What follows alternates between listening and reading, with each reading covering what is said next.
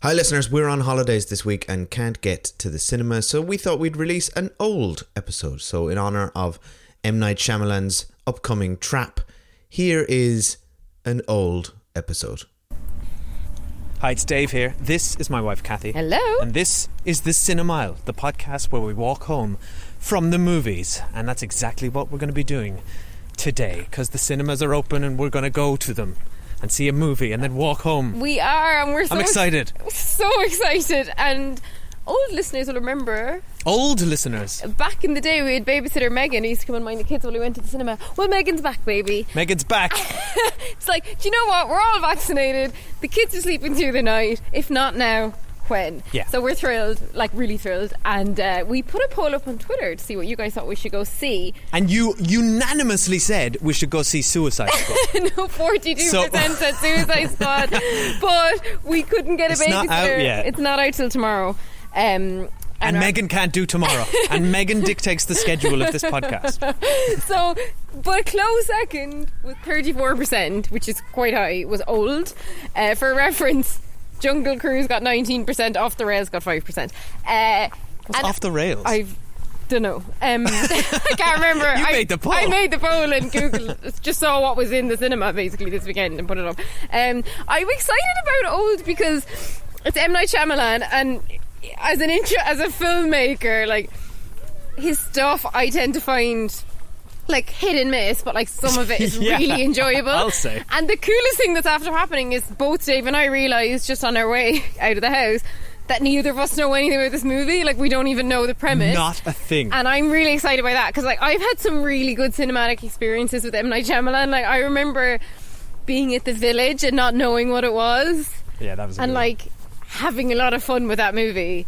And we actually watched The Sixth Sense on this podcast a couple of years ago. Might have been around Halloween, and we had so much fun watching that movie. And I know he's done some stinkers, but I'm excited to see. I am really excited to see a movie of his in the cinema. You're right though, he's had such an interesting career, and I'd rather have someone like him out there in the wild who's just you never really know what you're going to get, and the quality really varies wildly, but at least he's like doing interesting stuff, and he's not just like a safe, bland pair of hands. And I'm glad it's not like, I'm presuming not by the title and from the poster I've seen, I'm kind of sick of the Split universe, the Glass, even though we kind of enjoyed those movies. You can go listen to our Glass review. That's back in the feed there somewhere. Like, we had a laugh when we went to see Glass. That's the thing. And did he make Split as well? Yeah, he did. Right, he did. Right. So Split was a bit of fun. Glass didn't like that at all. But we still had fun again, trashing it. Yeah, it's like when there's something about him when he makes a really bad film, and he does. They're somehow still like I'm baffled by the writing. It's mostly the dialogue that he comes up with. Like, I'll never forget, one of the funniest things I've ever seen in cinematic history is The Happening with Mark Wahlberg, which was one of his ones. Happening? I can't even remember. I don't know if you saw it. I remember seeing it, and there's just like you watch that and you're like, is this a joke? Was it meant to be a joke? And the answer is no. M. Night Shyamalan is a very serious filmmaker, and I think he believes his own shit. I have heard a lot of people say that like one of his big errors is that he gets involved in the scripts, and like he's a really good director and like maybe not such a good writer. He is not a good writer. But what was that movie that I really liked, and I'm sure it was M. Night Shyamalan a couple of years ago, 8 years ago now maybe, the one with the two kids who went to visit their granny, the visitors or something. The visit. That was really good. That was fun. That was really good. So I think I've high hopes. And he did another one which he was involved in called Devil in a Lift, which was quite interesting. So I think he's gone much. I think he obviously, like after Sixth Sense, he had a lot of money and was given huge budgets by Hollywood, and then had a lot of flops.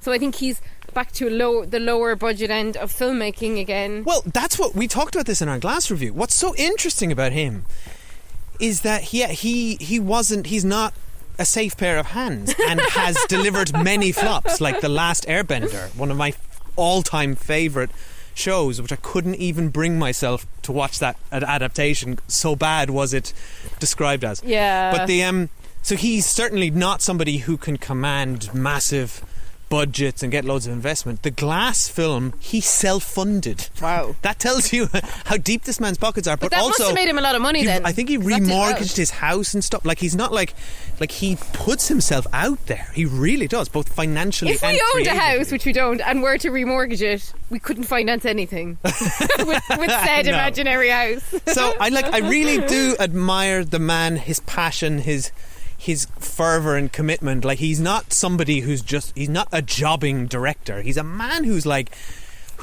really believes in his projects and literally puts everything into them, like money and himself. So now I am kind of geared up for this movie that I'd never heard I think of we're also until just 10 minutes ago. really excited to be going to the cinema.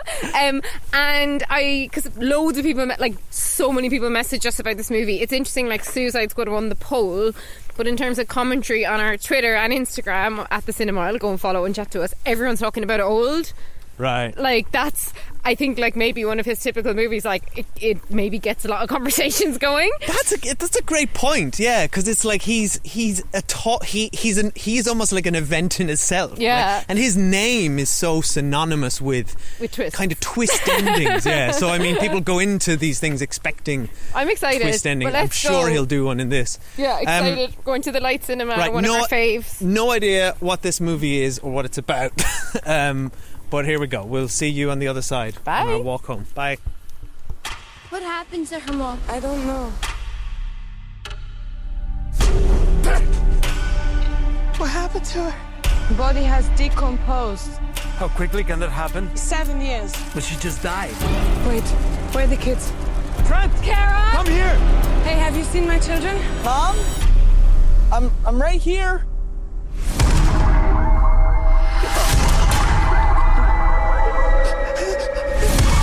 Dad, why are you looking at me like that?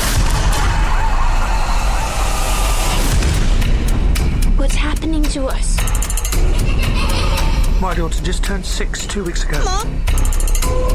Whatever's happening to us is happening very fast. You have wrinkles. There's something wrong with this beach. What's happening? Mom! Mom! Mom! I'm scared! We have to get off this beach! People are blacking out going this way. If she makes it to the ledge, she might have a chance. Why is she stopping? Why is she stopping? Kara, wake up! Wake up! Okay, hello. Ooh. We're just out of the movie Old. If it's your first time at the cinema, then you should know that we're walking home, but we are not going to spoil anything until we get to Spoiler Street, which is conveniently on our route home. Yeah. And happens at the exact moment we want to discuss spoilers Exactly. for the movie. It's a magical place, much Yeah. like a certain beach Right. one could talk about. No, okay. Can I just say straight off the bat, Yeah. I loved watching this movie. I mean, There's a lot to talk about. you loved watching it or you loved the movie?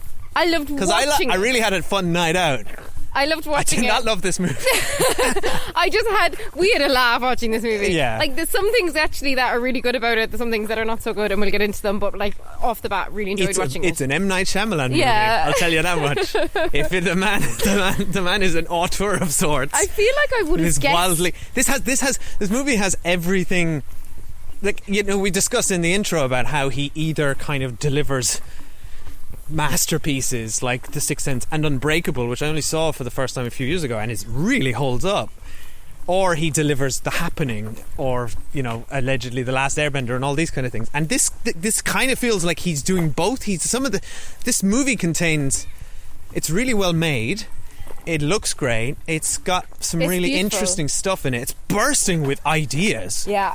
But it's also pretty bad in many ways. Like we spoke about his writing, the dialogue in this movie. None of it feels natural.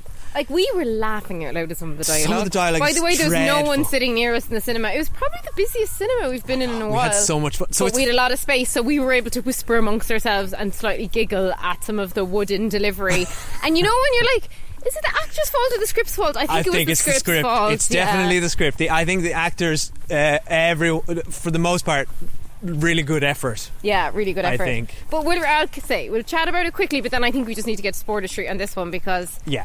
there's a lot to spoil. We'll say I think this movie is best consumed without knowing anything about it, as we did. Now, I'm sure most people will know the premise, though, so I would say, like, well, that's what I was going to say. If we were, I think we can discuss just warning here. If you don't want to know anything about this at all, then switch off. Go watch it. I think it's worth. I think it is. Recommend. I think it's a good talking point. I'm quite excited to talk about this, even though I think it's got many problems. And I also really like that he's just put it out in the cinema, because I really admire the people who are willing to do that. And, like, look what's after happening with Black Widow, whereby it's made loads less money, and, like, Scarlett Johansson's now suing Disney because they promised her a cut of theatrical release, which hasn't happened. There's loads going on in Hollywood at the moment, and I, as much as I, as a viewer, like having the choice to watch it at home or in the cinema, I admire him for putting it in the cinema, bringing bums back on seats like us. We'd probably have watched it at home just for logistical reasons if it wasn't I admire that on the cinema, so I'm happy about that. And, like, however, it was the biggest screening we've probably been at since the start of the pandemic, in terms of numbers. Yeah, there were a fair few there. Yeah. But I gotta say, I wish we had swapped our last 2 episodes around. I wish I'd seen Black Widow in the cinema, and I'd have happily watched this at home. No, but I had more fun, because this is, like, what you're getting with certain movies. Like, I mean, it's unusual. Like, this is a testament to the power of someone like M. Night Shyamalan. We're like, yeah, we'll just go and watch his latest movie. His name has got star power. Yeah, that's true. Like, we'll go and watch his movie knowing nothing about it. Albeit we saw at the very end it is, like, based on a comic book, but it feels very much like an independent original movie. It feels like something he would have come up with anyway. Yeah, like, so I just love the premise. And do you want to hear the premise, everyone? Sorry, go on. Okay, yeah, we're not telling anyone anything that isn't in the synopsis. No, this isn't a spoiler. I'm literally just going to read it from IMDb, which I think is the safest way to do it. So, a family on a tropical holiday discovers that the secluded beach where they are relaxing for a few hours is somehow causing them to age rapidly, reducing their entire lives into a single day. Okay, so we had so much fun at the start of this movie. We were like, there's such a sense of dread. This family, like, arrive at this resort. You're like, I feel dread. I feel nothing but dread. I know something bad's going to happen to them. He knows how to create suspense. I gotta really say, does. And the other thing was there was no music. There was little music, quite economical use of music, which is often used to manipulate your emotion or tell you to feel something. But that's what I was so impressed that I was feeling so much threat and dread. Yeah. It's like, for no reason. I think it's just enough to know that you're watching an M. Night Shyamalan movie and that shit's going to go down, because they were just having a fun time, and I was like, what's going to happen? And what's really interesting about, like, and again, this is where you can feel how low budget it is, though I'm sure, I mean, it would still cost millions of dollars, but, like, you can feel where someone like him, who is a very strong director, can work with very little money, because the big reveal, which, I mean, obviously we clocked before it quite started happening, but when, like, the kids are aging, we clocked it an hour and a half before the characters did. It was excruciating waiting for them to clock. But I quite enjoyed how he built it up, and, like, the suspense is like, the kids have gone off.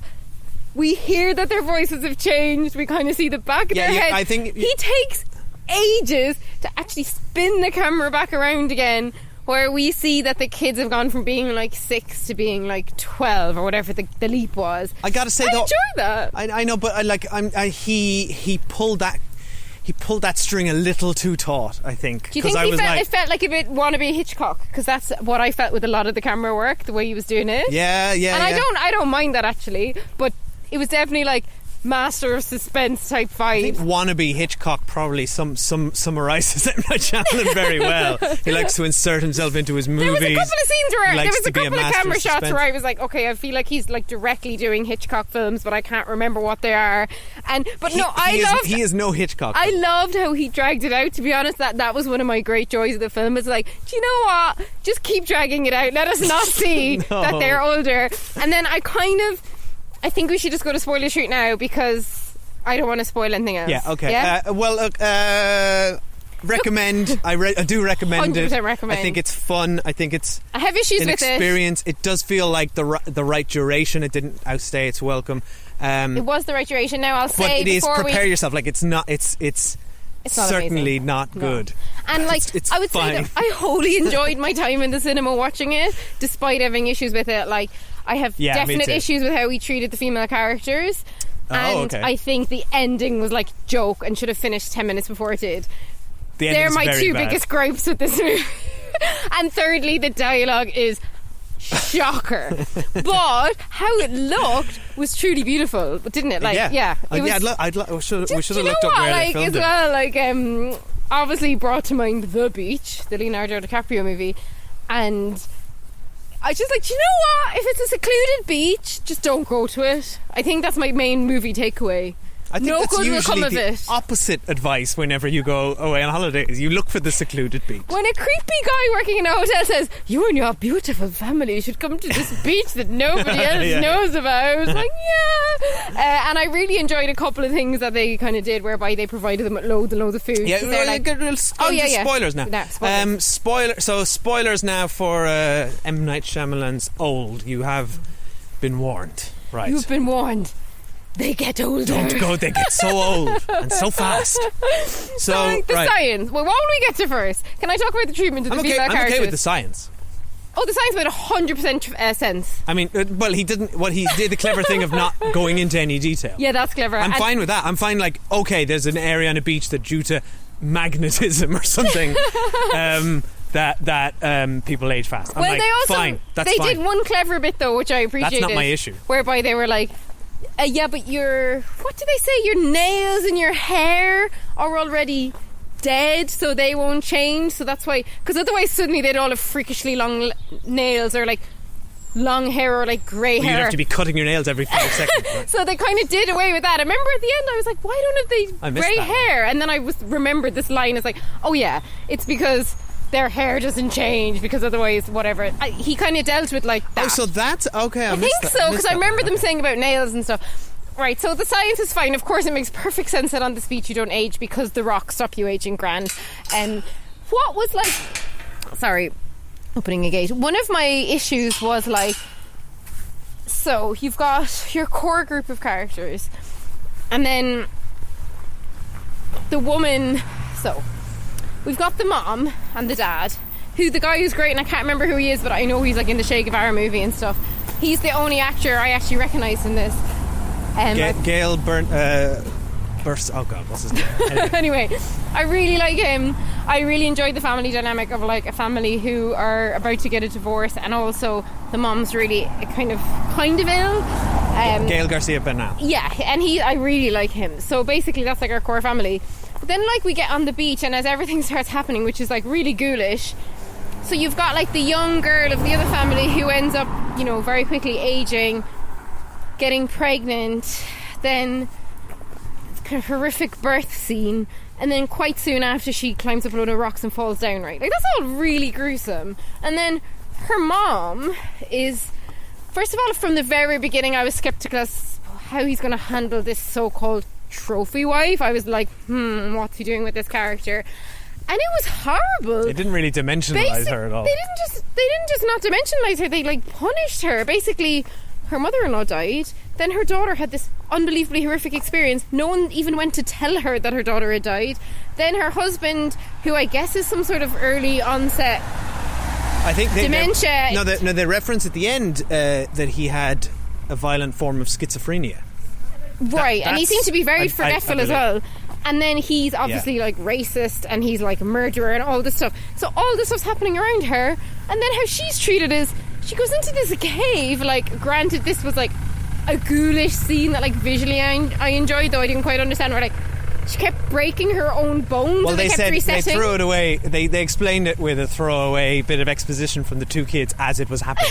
My God, her bones are setting as they break. But just because they're setting and breaking, why was she suddenly like a tarantula, like moving all her limbs at all the time, just breaking and breaking them over and over again? I feel like that's Shyamalan, like thinking up a horrifying image and then working backwards. It was really horrifying. Yeah. But how she was treated, and like, I'm so hideous, I don't want to look at myself. She was treated so awfully. Like, how they did her makeup, how they treated her body, how they treated her character, that felt to me like 100% a slightly misogynistic director is making this movie. It Okay. did not sit right with me what they did to that character.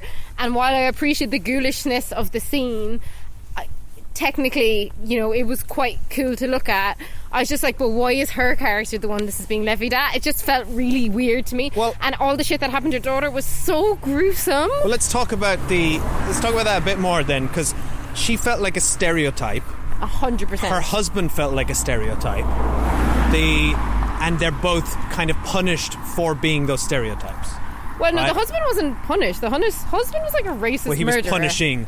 But I agree with you. I think the movie punishes her. Yeah. And I think that feels very much like, how Instagram influencers are disgusting. Yeah. Basically, that's what the movie's trying to say. That the movie's presenting you with this, like, trying to present you an objectively horrifying person. Like, she's so vain and vacuous. Yeah, it just didn't, like, none of it's that right with me. But and then it punishes her. And then when we take away the morals of how the characters are treated, I did enjoy the logistics of, like, I thought it was quite clever to have, like, 2 kids who basically come into puberty, don't know what they're doing, have sex, she's immediately pregnant. All that stuff was kind of interesting. But then it just got a little bit too gross for me after that. I think it's like there's really interesting ideas here, and I think he spins off from the core central idea some really interesting things, like you mentioned, the hair, nails. Like, some of it's like obviously probably wouldn't hold up from a biologist's scrutiny. Oh, I think this is scientifically accurate for sure. Like, there's some. He does keep throwing in interesting stuff, like the rusty knife, and then watching the rust spread like that poison. was awesome. I really enjoyed that scene. Like there's and he needed his come up into that character. The calcium thing, the idea of what would happen if somebody became pregnant during this time, and also there's like, what other movie are you going to have like a 6-year-old in a 30-year-old's body losing their virginity to another 6-year-old? Yeah, it's like, it's so weird. That's fucked up on so many levels. And when she was walking down the beach and her bump suddenly appeared, we did go like, even though I did say before she's we knew it was coming, yeah. because this movie has few surprises. I would say. I would think. I mean, I didn't predict the ending as such, but the most of its surprises are signposted so far ahead, don't you think? Like, yeah. And then when it does, it's like what we were talking about earlier with the reveal of the kids being older. Like, he laboured that so much. Like, but then it's like, let's have another scene where we don't show the kids and somebody says, hey, so what age are you guys, right? Must be 11, 12. And then it's just like, okay, like, I get it. The movie's called Old. I didn't even know the premise, and I got this 10 minutes ago, and now I got to watch four more scenes of characters going, something's wrong with my daughter. But do you wish that, like, this movie had existed? Because I fully enjoyed watching this movie. I just wish that someone else had edited the script. Punched it up. Not even edit it, just like let Shyamalan have his first draft. Then give it to someone who knows how real people talk. It's right? so unnatural. And I know as well part of it might be kind of deliberately stilted because it's like a surreal environment, and like, you know, you can watch movies where like it's deliberately kind of like a soliloquy quality or whatever to the dialogue. I don't think that's what was happening here. Like, I don't feel the dialogue. There was one scene where I really liked the dialogue. I know it was a bit on the nose, but like I enjoyed it. So you know the way like our core couple, they're aging, albeit it's impossible to tell because basically the actors just have some wrinkles drawn on their faces. But the kind of original couple who kind of end up being the last people left on the beach with their children, they have that scene where he's like, what were we fighting about? I don't remember. And it's kind of like, that's kind of sweet. I thought that scene was really sweet, and like the dialogue was pared back enough while it was a little bit on the nose. It was like that thing of like, if you spend your whole life with someone and you're talking about whatever age they were supposed to be here at the end, 80, 90, and they're like deaf and blind and stuff, none of that stuff mattered anymore to them. They just wanted to be there with their kids in their final moments. And that's actually, I liked that idea. Yeah, one of the few moments of genuine sincerity in the movie. But I gotta say, I think the family kind of worked despite the dialogue. I think the casting and the chemistry of those four actors felt really interesting. But I think, oh my god, the other female character I meant to talk about was, in terms of bad treatment, the woman with the seizures. The woman with the seizure at the end. That was her. First of all, her husband, who was kind of like the nicest, noblest character, I'd say, the nurse. He was like, right, I'm going to go off and swim off. Obviously, he fell unconscious and He's drowned. from Lost. Oh, was he? But then she has this horrific seizure, which I found like quite distressing to watch. And I felt like they just had such a brutal ending. And then the actual wife, what I loved, the core wife, the mom, I absolutely loved the scene where they did surgery on her tumour, and like that was the interesting. skin was closing Yeah. over their hands. Like, that's class. I thought that was a really interesting scenario. Yeah. And that's what one of those moments where I'm like, wow, this movie's making great use of its concept. Yeah. And like really having fun.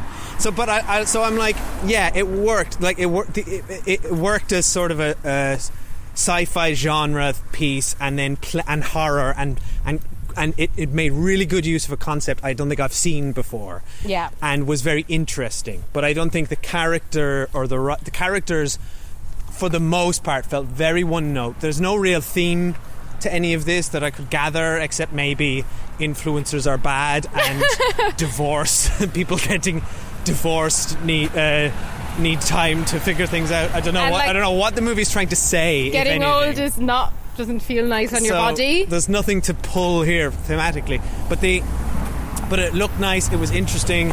Can we spend the last 5 minutes before we get home talking about the end of this movie and how what a killer! Like, it's like he's like, oh, I'm known for the ending of my movies being really interesting, like The Village or Sixth Sense, so therefore I have to do something different with this ending. And it's like, no, this is Basil exposition. This isn't anything interesting. It wasn't satisfying. I wish it ended with actually the two would have kids been, like at the choral. It would have been better as just a freak thing that wasn't controlled by somebody, and then just watch this happen. And then oh my god, you're right. Escape, that would have been so much more interesting. Right, that's more interesting to me. Like, I don't But then need... the resort thing is like, in fairness, the resort setup at the beginning was good. Like, no, but we've been out of the cinema for like what? 5 minutes before we switched on this thing. It took me less than that to pick all the problems with what he's outlined here, and it's the same this thing. Is the problem. I'm not going to spoil. M. Night Shyamalan will drive you to a beach, and then he will watch you through a telescope while you all die. Why is he in all his movies? Because he is a narcissist. He actually is, and that's why his dialogue is what we hear from those actors' mouths in all of these movies, because he has no self-awareness, and that makes him. That's why he's so interesting as a filmmaker, because he's not a bad actor. He's totally fine. He's not a great actor and doesn't really deserve to be in all of his movies like Quentin Tarantino. If he's going to be self-funding and creating a movie, he deserves well to be in it. I think the fact that he puts himself in them tells you something about his lack of self-awareness, and his lack of self-awareness results in probably ownership or being protective of his writing and his script, so that's why somebody else doesn't get to come in and fix it, and I mean fix it. And that's probably why the actors perhaps are not comfortable ad-libbing or playing around with things, I would imagine, and I'm speculating that on set he's like, my words, you speak them. No, but Dave, almost no actors ad-lib on set. Yeah, fine. People stick to the script they're given. If ever they should, it's here. No, what's wrong with this line? Oh, I'm getting older. I seem to be aging at a rapid pace, approximately 8 years per 30 minutes. I know, yeah. I'm a marine biologist, and I can tell you from my studies as a marine biologist that this is... It's like... No, she was like a bone conservationist. Oh yeah, bone conservation. I've never seen such an expansive rate of brawn degradation. I did enjoy I actually enjoyed the thing of like how the bones were immediately going to dust as well. Yeah, that was interesting. But again, the passage of time didn't make sense. Sorry, can I finish my thought? Sorry, yeah. His lack of self-awareness results in these mad, baffling, terrible things. But it also results in these movies getting made because nobody would have the level of confidence to be able to make The Happening, The Last Airbender, all these just massive, like critical and commercial bombs, and get back up and self-fund your own like movie franchise. I don't know if he self-funded this, but he did it for Glass and made like a trilogy and brought us like I just really admired that. Like I really admire the him. confidence. Yeah, I admire. But we need to talk about the ending. I would be in a hole if I'd made The Last Airbender and The Happening. I'd be in a hole for the rest of my life. This is why you're not a director. We need to talk about the ending. So basically, the siblings are now like in their 50s, and which I thought was sweet, because they are actually still supposed to be children. Like the boy originally is not much older than our eldest son, and he finds the note from his friend and he kind of translates the secret code.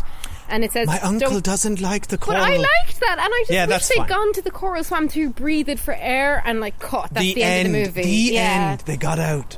But then everybody will be like, but why? But why is it happening? And then this is why it's happening. Here's the happening. Because there's...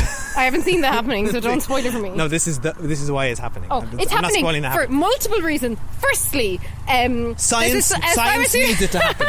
Pharmaceutical company who's doing experiments on like life-saving drugs by putting these people on the beach. So hurrah, we've cured epilepsy. Yeah. It's like, what? That was like a torrent of information and kind of weird, because But are then these- it kind of implied that the scientists were doing good. But it's also, I love the fact that this guy got up to remind everybody why they're there. But he also was As like, you all know, RIP. ever since we discovered that beach, which is rapidly aging, we have to do it.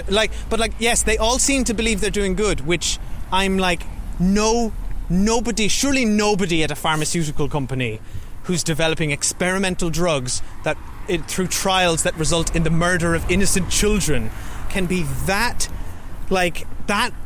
Manhattan Project level and so blind as to sort of the wider implications of it. You're working for a pharmaceutical company. How much do you think they're going to charge for the seizure medication? Yeah, Are they giving it away for free? Is it noble? This is where the movie It's really for falls profit. apart for multiple reasons. A, just like from a narrative perspective, this was really unsatisfying to drop this in. But also, this in itself is a really interesting ethical study. If you can cure epilepsy for the whole world, and this is like a really deep philosophical question, is the death of one person justifiable? I don't know. Let's make a whole movie about that question. I don't know, and don't maybe just drop it in the end of this movie. But maybe that would have been an interesting question just to end the movie on. But no, we got to have another 10 or 15 minutes where the two 6-year-olds bring down the entire project by handing a notebook to a police officer remember who's on the start holiday. of the movie I'm when sorry. he asked everyone their careers? Have you ever seen The Firm? Have you ever seen any movie where an individual tries to take down a multi-million-dollar company, let alone a pharmaceutical company that has built one of the world's greatest kept secrets? It fell apart immediately. He basically gave a notebook to the police officer. And the police officer made one makes phone call. one phone call. Yeah. You think this pharmaceutical company can't cover that shit up? They're like, we just cured epilepsy. You think they can't just take this? They're willing to kill children. They're surely just going to get rid of this police officer and why bury did the they- evidence. I'm secondly- sorry, I don't buy that you can't cut from handing the police officer the notebook to flying away in a helicopter and then the look on the guy's face like it's all over. But it also he's made a phone call and it's like as if the police officer on the other end is going to believe any of this. But it also all happened within the space of hours. And then the guy who's now 50, the main kid, who he pulls a thing out of his pocket, i.e. the secret code, and hands it to the little friend, and they have this moment. I'm like, that little friend's just like, why has an old man got my friend's notebook? Where did you get He's that? not like, oh, of course. That kid doesn't know It's what's happening. you. My God, it's you, of course. They must have. That kid figured out the whole film quicker than the characters in the situation did. Oh, can I just say, one other thing that annoyed me? Of course they're in beach attire, right? Because they're on a beach. And I actually thought, I really thought the kids did a really good job, both the very young kids and the teenage kids, right? Yeah, great casting. Your man from Hereditary shows really up. good casting. And but what bugged me is that, why did the girls growing into women have to be in skimpy bikinis, and then ooh, your bikini's really skimpy, you need to change? It's again, it's just that was like a plot point. A wasn't gross it? point. It's do you know what? I've got a spare bikini in my bag, I've honey. often been on the beach in a baggy t-shirt and a pair of shorts, and I just don't feel like for the entire movie I need to be watching young women's bodies on display. Yeah. Anyway, it bugged me as well. But yeah, the overall ending was so farcical that we were actually pissing ourselves in our chair by the end. We were properly laughing out loud. It's so funny. And then not only that, it's it's the Return of the King level amount of endings, hats on hats here. Because after all that had happened, it's okay, all right, I guess the pharmaceutical company has been defeated by the 6-year-old and the police officer now. Okay, then I guess the movie's over. No, I wonder what they're going to do now. Cut to helicopter ride, Jurassic Park style, where they're and then we get a line of dialogue where it was I wonder, is our uncle going to recognise me as a 50-year-old man? It's just I could have imagined all this. It was pause for thought for me, right? So I have a 6-year-old niece and an 8-year-old nephew. If they went to this beach with their parents and they came back in their 60s, how willing would I be to house them in their old age? The answer is not very. And I feel bad for this aunt that she's been saddled with these two aging people that she now needs to look after for the rest of their lives. It's all coming out, Kathy. Because they're not going to age naturally at 18 and like move on to their lives. They're not going to become 18 for like another 10 years till they're like 70. Well, so she's like minding children. Like it's a big commitment. And they do need to be minded because their brains they were aren't kind mature. of saying though that their brains had matured. Like I used to see the world in like black and white, and now I see it in colour. And they seemed more adult, so I wish they'd explored the brain. I thought that was implying a more hormonal changes rather than like because your brain develops, on a physical level, but your mind only develops through experience, right? That and building memories, and that's how you learn. And then again, experience. there's really interesting of like the psychological effect of what this would do to you, right? And then with the only reference we get to that is, I missed my high school prom. It's like, no, like particularly the son. You have missed the point, M. Night Shyamalan. The son basically lost his baby, his girlfriend, and his parents in one day. And like he's just like shooting the breeze in a helicopter on his way home to his aunt. Do you think my uncle will recognise me? Because I look so different. Anyway, look, we have to stop talking about this, but like it just overall made me think like with M. Night Shyamalan is like, does he now go like just by default, okay, spoilers for The Sixth Sense here, right? If you haven't seen The Sixth Sense at this point in your life, firstly go and watch The Sixth Sense, and secondly turn off, right, because the podcast's nearly over. So spoilers for Sixth Sense. You know the way. Are you joking? That's the most commonly known. Well, you're being facetious. I'm not actually. Okay. I'm not. This is not a spoiler podcast. When at the very end of The Sixth Sense, they kind of walk back. Do I recall? They walk back and kind of show us when Bruce Willis was actually being a ghost. Yeah, you get a montage of the whole movie where it's him realizing. And I actually think, as bad as those kind of things can be, it really works in The Sixth Sense. Right? Yeah. That was because as an audience we really didn't see it coming, so that was a genuine moment where we like enjoyed reliving it. This one we kind of didn't need to be relived of, well, they were all sick, so then we brought them all to the hotel and then we decided to test all these drugs. And if anything, it's like, you know the way you said the movie had no theme? It's kind of like, okay, they seem to be testing like a wild variety of illnesses all at the same time on the beach, which first of all didn't quite make sense to me, because they're talking about doing a controlled study whereby instead of having to test someone over a whole life, you can do it over a whole day. I get that, but therefore, why not just kidnap them and stick them on the beach? Why build a resort, a functioning resort? Well, yeah, that's true. That poor hotel manager has to run an actual resort and run one of the most sinister pharmaceutical trials in history. With trials, you need more than one person, right? So there should have been 10 people with epilepsy on that beach. Yeah, exactly. You need one person with a tune. You need like control. You need control and results. Yeah. So their plan didn't even make any sense. And then it's like when they first kind of showed that they were like bad scientists, I thought, oh my god, it's going to be like someone who's testing like anti-aging products or something to like link back to the theme, like drugs that stop you aging, or like even on a silly level, but like anti-aging face creams or something. Like nothing to do with that either. It's like, no, one's epilepsy, one's got a tumour, one's got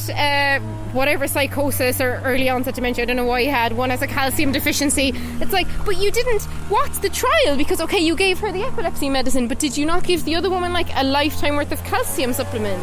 Like, what was the trial? Yeah, that's what I mean. You can't, they can only trial medicines that are one and done, not like medicines that you take for the rest of your life to control your symptoms. Yeah, exactly. So you can't cure a calcium deficiency. You can just mitigate it with calcium and maybe another drug, but they don't give them that. They just give them one thing on the way in, a cocktail on the way in.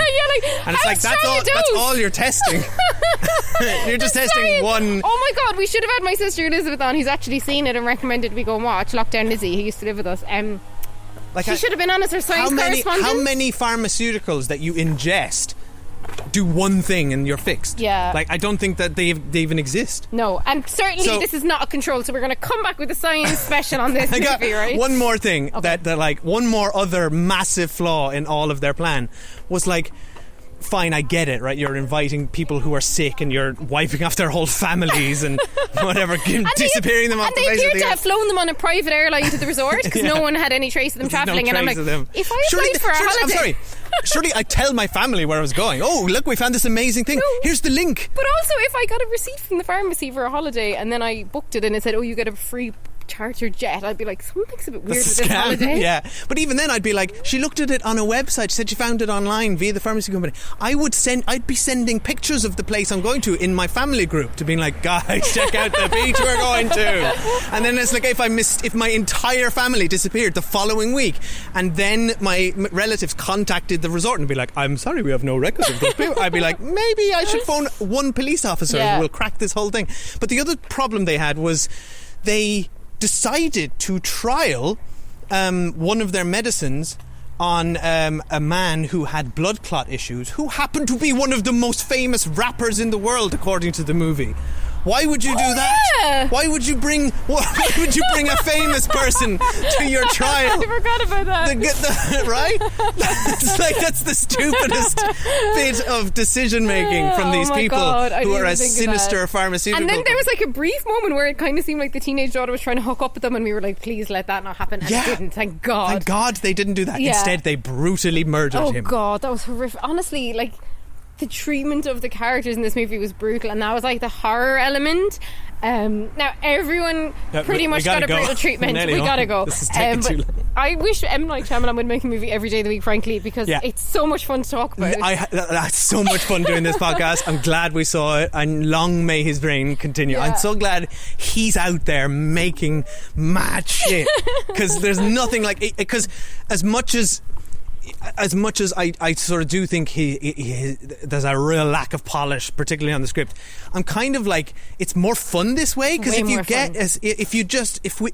if this had been produced by a Blumhouse, say, then we would have got a very polished, finished product. That would have been boring. That would have been like, that was an interesting concept. I had a few laughs. Yeah, I enjoyed the clunky dialogue. This was way more fun. I really just with enjoyed this, the dialogue. like, with all its edges. Yeah, but anyway, thank you everyone for listening, and for all your comments already on Old, but keep hitting us up with them, because we love them. I'll talk about this forever. So we're at The Cinemile on Twitter, Instagram and Facebook.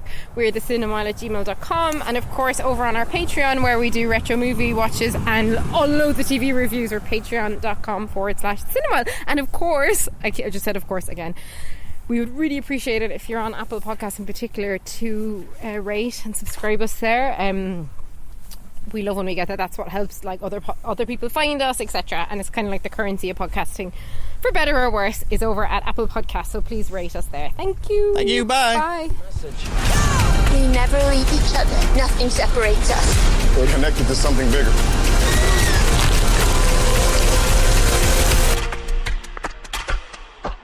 Oh no.